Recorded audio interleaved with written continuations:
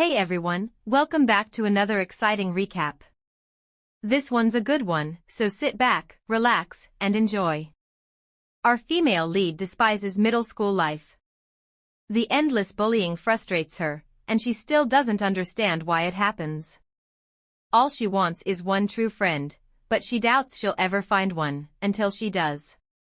Her classmates aren't the best, but she's relieved to have moved on to high school, especially since she finally gets to attend the same school as Rishjan. One day, as she walks through school, she bumps into Rishjan, who immediately asks why she was late, worried she might have run into trouble. Since nothing happened, Rishjan suggests they grab something to eat. Over their meal, Rishjan asks again about her lateness, wondering if she was busy. She explains that she accidentally fell asleep in class but was lucky a classmate woke her up. Curious, Rishjan asks if she's made a friend. She quickly clarifies that it was just a classmate, adding that if someone like her could actually find a friend, it would be nice. Listening to her ramble, Rishjan suddenly suggests they head to the gym so she can teach her basketball, something different to take her mind off things. She hesitates, but before she can refuse, Rishjan grabs her hand and pulls her toward the court. As they walk, a girl suddenly calls out, sharply asking why Rishjan is dragging her little sister to play today. Eiko quickly whispers to Rishjan to ignore them and head back. But before Rishjan can respond, a guy jumps in, mocking her for wasting time as a babysitter. Before he can finish, Rishjan grabs him by the collar, daring him to repeat himself. He keeps up his annoying attitude, pushing his luck. Just as she's about to throw a punch, Eiko stops her, reminding her they don't need trouble with those other students. Rishjan hesitates, then loosens her grip, until the guy scoffs and calls them cowards. That's the last straw. She shoves him into the bush behind him and warns that next time, she won't let it slide. Without another word, they walk off, leaving him stuck in the bushes, calling for his friends to help. They arrive at the basketball court, and Rishjan eagerly offers to teach Eiko how to play. Handing her the ball, she instructs her to start by tossing it around. Just as she decides to give it a try, her eyes drift to two guys playing nearby. Her gaze lingers on one in particular, a tall blonde-haired boy with narrow eyes. Even as he stands in the corner, catching his breath and cooling off, she keeps staring, completely absorbed. She's so distracted that the ball slips from her hands and falls to the ground. Seeing Eiko's reaction, Rishjan holds her close and admits she's been secretly watching the two seniors. She asks her which one she likes, pressing her to confess as they both watch the guys. But after a moment, Eiko simply replies that she doesn't like anyone, she's just zoning out, not falling for anyone. Hearing this, Rishjan quickly apologizes, brushing it off as a joke. Meanwhile, the two guys sit in the corner with their friend, taking a break from the game. The dark-haired guy insists on playing another round with the blonde, Ryu. Though Ryu originally planned to rest, he eventually gives in and agrees to one last match before heading back to class. They return to the game while Eiko remains in the corner, watching in silence. Noticing her quietness, Rishjan asks if something's wrong. Eiko says she was just thinking everyone on the court looks like they're having fun. Even though she can't play like them, just sitting here and relaxing feels nice. It's a refreshing break from the classroom. As they talk, a group of guys walks in, asking to speak with Rishjan for a moment. Concerned, Eiko asks who they are. Rishjan explains that they're seniors from the club and that she needs to talk to them for a bit, suggesting Eiko find something to do in the meantime. As Rishjan leaves, Eiko sits there, lost in thought. They're so different. The school year just started, yet Rishjan already has a club and knows so many people. Why can't I approach others like that? She wonders. While Rishjan talks, Eiko considers trying to play a little. She steps up to the net and takes a shot, but misses completely. I knew it. There's no way I could ever make a shot in this life, she mutters, her eyes stinging with frustration. As she stands there, mourning her failed attempt, a ball suddenly comes flying toward her. Frozen in shock, she can't move. Just as it's about to hit her, Rue steps in, swatting the ball away. The impact sends them both tumbling to the ground. For a moment, they just stare at each other in awkward silence. Other students rush over, asking if they're okay. The guy who threw the ball apologizes and offers to help her up, but she declines, thanking him instead. As he walks away, Eiko stays on the floor, lost in thought. She never imagined something like this would happen. And more than that, she just made eye contact with a senior. Just then, Rishjan returns, saying she heard a noise and came rushing over. Eiko reassures her that it's nothing, just a small accident, as she's already been helped up. As she starts to rise, her eyes land on a phone lying nearby. It likely belongs to the senior from earlier. He must have dropped it while helping her. In the next scene, Ryu approaches his friend, asking if she took his phone. She immediately denies it, but he insists, reminding her that she's hidden it before. He presses further, but she stands her ground, even suggesting he ask Cho instead. Cho chimes in, reminding Ryu that he had taken his phone out while playing at the gym. He suggests it might have fallen during their basketball game. Ryu pauses, trying to recall. After a moment, he silently turns and walks away, leaving his friends puzzled. They all head back to the gym to look for the phone. Realizing they'll be late for class, the girl decides to leave the search to the two guys and hurries back. Now alone, the two boys stand there, unsure of what to do. The black-haired one turns to Ryu and asks what he's going to do now that everyone else is heading back. Just as Ryu decides to give up and return to class, Eiko runs up to them. Both of them stop and stare as she pulls the phone from her pocket, asking if it's his. She adds that she found it when he helped her earlier, her face lighting up as she digs into her pocket. She hands him the phone and thanks him again, avoiding his eyes. But to her surprise, he grabs the phone without a word. She looks at his blank expression and quietly wonders if she's done something wrong. Why are they looking at me like that, she thinks, still frozen. Then the black-haired guy scolds Ryu for not saying thank you. When Ryu stays silent, he turns to Eiko and tells her not to take it personally, thanking her again before walking off. Okay, she replies softly, still stunned. A wave of guilt washes over her. No matter what she does, it feels like everyone ends up hating her. Rishjan snaps Eiko out of her thoughts, reassuring her that she did the right thing by returning the phone.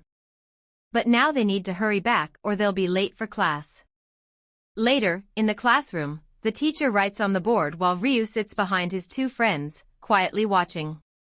When the teacher turns to give instructions, the black-haired guy leans over and whispers to the girl, Mami, telling her to stop playing with her phone and pay attention.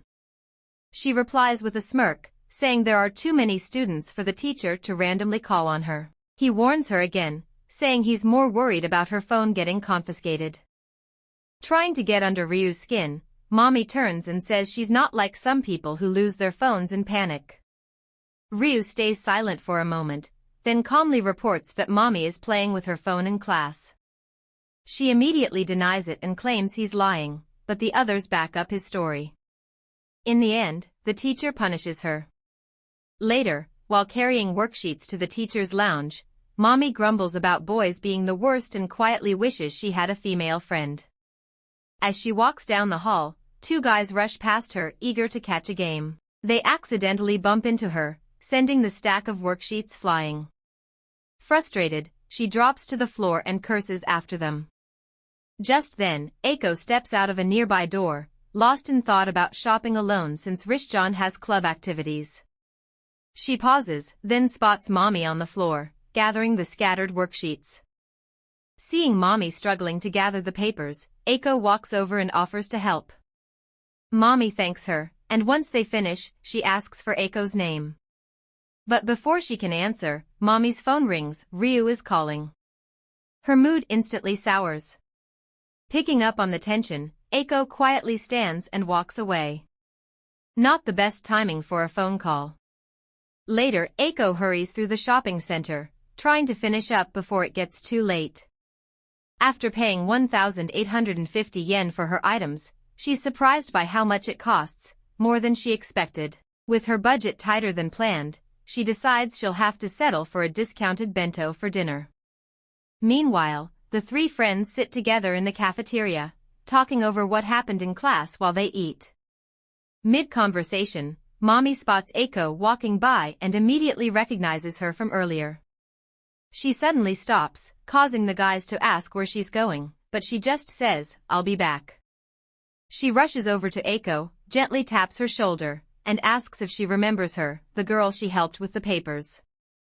"Yes, I remember," Eiko replies with a warm smile. Mami says she never got her name and offers to treat her to a meal to say thank you. Eiko hesitates, unsure, but when Mami mentions that she's eating with a friend nearby, she finally agrees. As they return to the table, Eiko realizes that the friend Mami mentioned is the same blonde senior she saw earlier. The moment they arrive, the black-haired guy recognizes her and quickly asks if she's the one who found the phone at the gym. Eiko nods in response. He smiles and introduces himself. "I'm Nishida Sho, second year in Class A." Then Mami chimes in, "I'm Sita Mami, also in Class A, and the guy next to Sho is."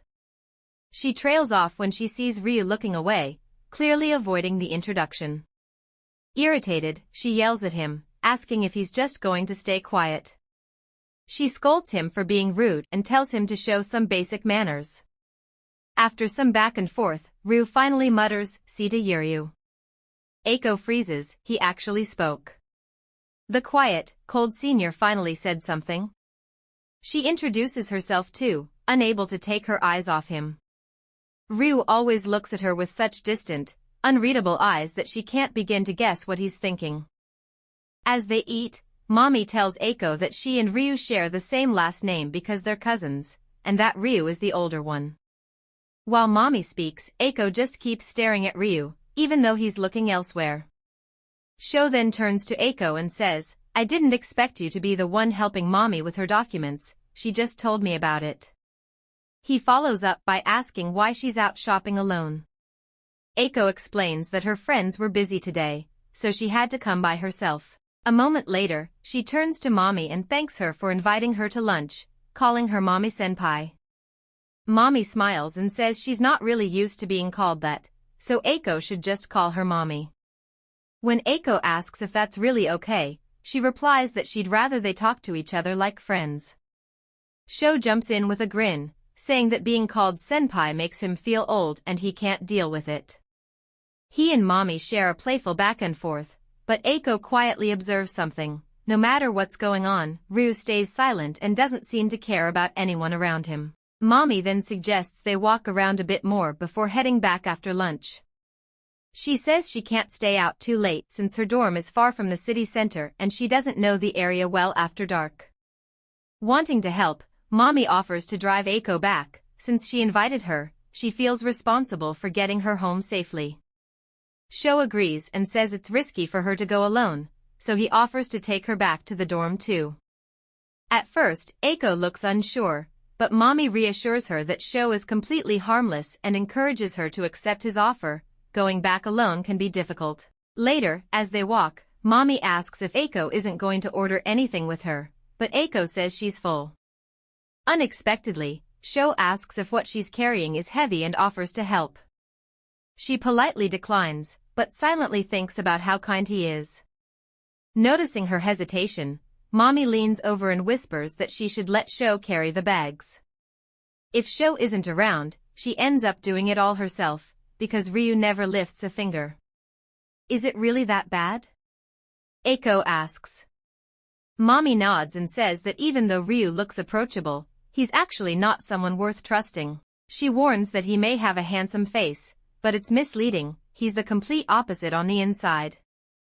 Right then, Ryu finally speaks up, saying he can hear everything, and if Mami's only going to talk badly about him, she should just stay quiet.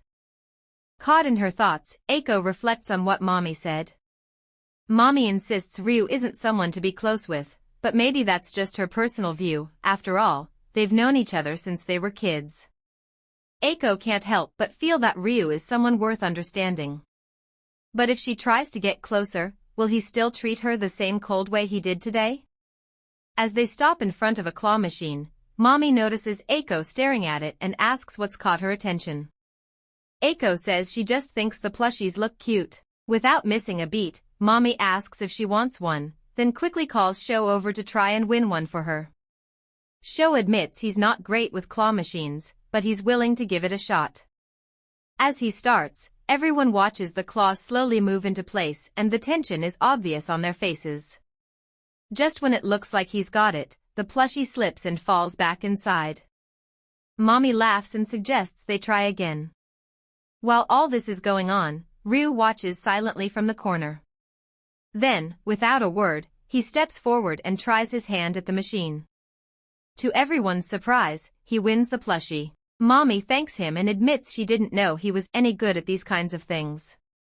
Jokingly, she says she thought all he had going for him was his looks. She hands the plushie to Eiko, and they all start making their way back. As Eiko looks at the plushie in her hands, she reflects. Ryu probably thought this was all a waste of time and didn't have kind words for anyone. Yet, in the end, he still went out of his way to get the plushie for her. On their way out, Mami suddenly stumbles and spills her drink all over herself. Flustered and nearly in tears, she asks someone to take her to the bathroom since she doesn't know where it is. Sho steps in right away, teasing her about being clumsy as he offers to help. Before leaving with him, Mami hands Eiko's bag back and tells her to stay with Ryu until they return, and to carry the bag herself for now. Okay, Eiko replies, her eyes wide. Now alone, she and Ryu stand side by side, wrapped in complete silence. If you enjoyed this story and want us to continue, please leave a comment. Also, don't forget to like, share, and subscribe.